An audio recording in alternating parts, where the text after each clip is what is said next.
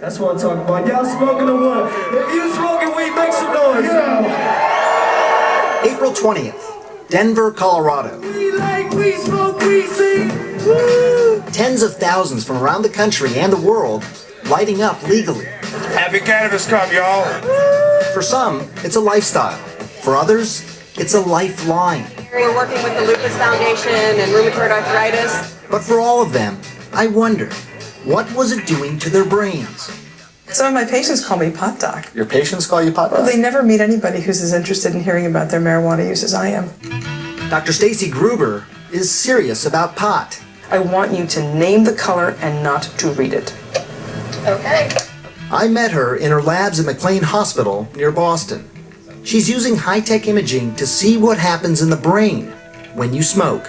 When you first smoke, that is, you light up a joint, a spliff, a blunt, receptors, which are throughout the brain, respond.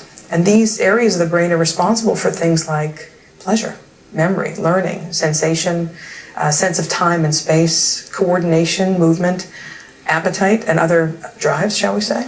So it's sort of an all-over impact, right? So reward, pleasure, hunger. You have this overall feeling of well-being, they say. That all sounds pretty good. Right. It does sound pretty good. And it's not just feeling good, but there's this phenomenon reported by many smokers over the years, especially famous artists, the ability to be more creative. When you feel that high, there's sort of a release of dopamine, and your brain sort of has the ability now to perceive things slightly differently from the way you might have if you hadn't been smoking pot. What you really see is this reduction in inhibitory function. Welcome, Dr. This is pretty spectacular. Less inhibition. That's something that painter Amir says helps him be more creative. A successful artist, his canvases sell for up to $25,000. It's my favorite way to work. Using marijuana. Yeah. He's been painting for 14 years, smoking for even longer. He says it makes him feel more relaxed, but most importantly for him, he says it makes him less critical of his own work. Stop worrying so much about this and that, and just sort of looking and being as present as possible. Amir does caution that it's a delicate balance for him. It would make me very apprehensive, as maybe a little paranoid, just too analytical. You can get paranoid, you can have disorganized thinking, you get disoriented. It can be uncomfortable, it can lead to panic attacks or anxiety attacks in people. How do you know when you've done too much? Simple tasks become very frustrating, like mixing paint, and then just sort of get into this state of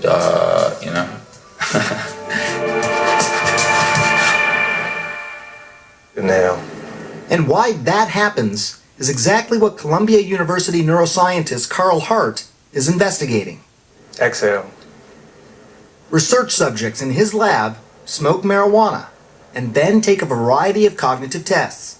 The effects will be disruption in memory, disruptions in inhibitory control. They will become slower at cognitive functioning, a wide range of things. These effects are temporary, but they're pretty pronounced and they are clear.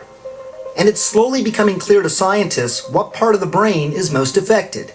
It's the prefrontal cortex.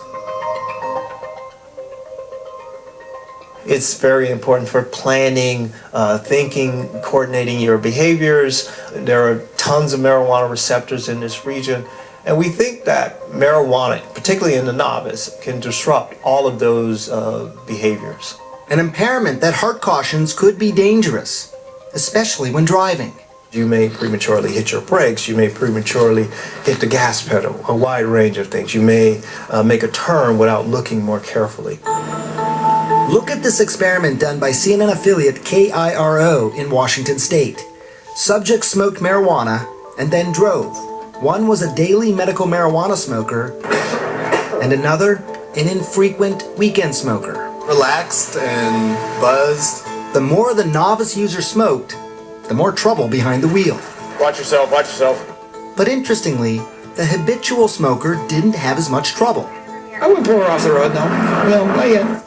And that's something I witnessed firsthand driving around with 19-year-old Chaz Moore.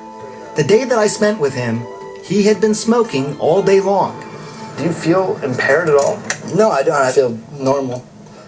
Turns out when you test people who have a lot of experience with cannabis, you don't see many disruptions. But if you test people who have sort of a limited history with cannabis, you can see some clear, pronounced disruptions. Of course, no one thinks that driving when using marijuana is a good idea. But what scientists can't answer is if there is a safe legal limit, and if people who use marijuana daily as a medicine should be able to drive. How impaired are they? What is more clear, though, is the effect of marijuana on the young brain. What we see is a very big difference in people who begin to smoke prior to the age of 16 and those who smoke after age 16, what we call early versus later onset. Gruber's brain scans show that the white matter, those are the highways that help the brain communicate from one point to another, are impaired in those who start smoking early. Maybe there's underlying white matter connectivity differences. That's your concern, it sounds like, that those highways, those white matter highways, are just more disrupted in people who start smoking early. That's what we see. Perhaps not surprising, given what we know about the young developing brain. That's a very delicate time in brain development, and that's not a good time to be taking any drugs.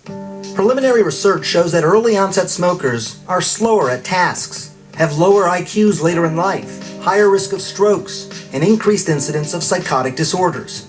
And while these studies are not conclusive, some scientists are still concerned, because in 2012, 35% of high school seniors lit up.